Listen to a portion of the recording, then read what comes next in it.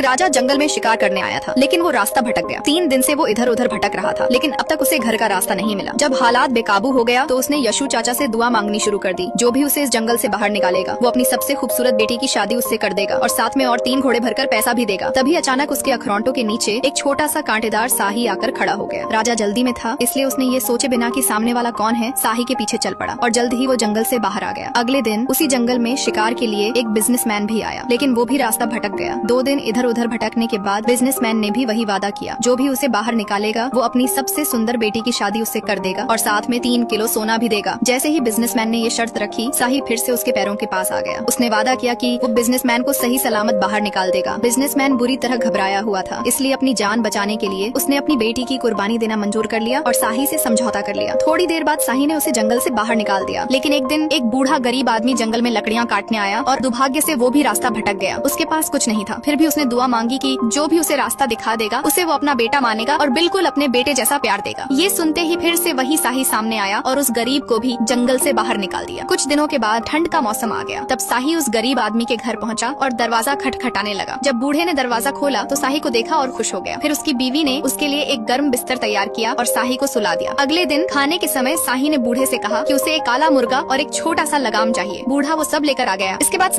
शाही ने लगाम को मुर्गे पर चढ़ाया, फिर कूदकर उसकी पीठ पर बैठ गया और गब्बर की तरह सवारी करने लगा। जल्द ही काला मुर्गा शाही को बिजनेसमैन के घर ले गया। बिजनेसमैन का कुत्ता इस अजीब नजारे को देखकर डर के मारे अपने घर में घुस गया। बिजनेसमैन ने जैसे ही शाही को देखा उसके होश उड़ गए, लेकिन उसे डर नहीं लगा क्योंकि अब भुगतना तो उसकी बेटियों को था। उसने अपनी तीनों बेटियों को बुलाया और उन्हें बताया कि उन्हें शाही से किया हुआ एक पुराना वादा निभाना होगा। ये सुनते ही बेटियां रोने लगी, लेकिन शाही ने सबसे छोटी बेटी को चूज किया और साथ में 3 किलो सोना लेकर घर को चल दिया। रास्ते में छोटी लड़की रोने लगी और कहने लगी, मैं तब तक रोती रहूंगी जब तक कि मर नहीं जाती। शाही को उस पर दया आ गई, इसीलिए उसने उसे उसके पिता के पास वापस भेज दिया, लेकिन 3 किलो सोना वो अपने साथ ले गया। कुछ ही समय बाद सर्दियां बीत गईं और शाही फिर से अपने ब्लैक कॉक पर सवार होकर राजा के पास पहुंचा। राजा ने तीनों राजकुमारियों को बुलाकर शाही की जंगल वाली कहानी दोहराई। बड़ी राजकुमारी बोली, अगर आपने मुझे इसके लिए चुना तो मैं लड़ाई करूंगी और भाग जाऊंगी। दूसरी बोली, मैं मर जाऊंगी लेकिन इस शाही से शादी नहीं करूंगी। लेकिन सबसे छोटी राजकुमारी ने कहा, मैं शाही से शादी करूंगी क्योंकि इसी ने मेरे पिता की जान बचाई है। राजा को अपनी बेटी पर गर्व हुआ कि वो इतनी नेक दिल है, लेकिन उसे ये सोचकर दुख हुआ कि अब उसे अपनी सबसे प्यारी बेटी खोनी पड़ेगी। राजा ने वादा निभाया, अपनी बेटी को राजघराने की सवारी में बैठाकर भेजा और साथ में सोने चांदी और हीरों से भरी गाड़ी भी दी। रास्ते में शाही ने देखा कि राजकुमारी तो बिल्कुल भी नहीं रो रही, बल्कि वो तो शाही को अपने पास बैठने के लिए बुला रही थी। शाही को लगा कि राजकुमारी उससे डरेगी और उसे बदसूरत समझेगी, लेकिन राजकुमारी ने कहा, मुझे फर्क नहीं पड़ता, मुझे पता है तुम मुझे कोई नुकसान नहीं पहुंचाओगे। जैसे ही ये शब्द खत्म हुए एक जादू हो गया। शाही ने खुद को झटका दिया और वो एक लंबा चौड़ा राजकुमार बन गया। फिर उसका ब्लैक कॉक भी एक सुनहरा घोड़ा बन गया और देखते ही देखते सवारी की गाड़ी एक चमकते हुए हीरों की महल बन गई।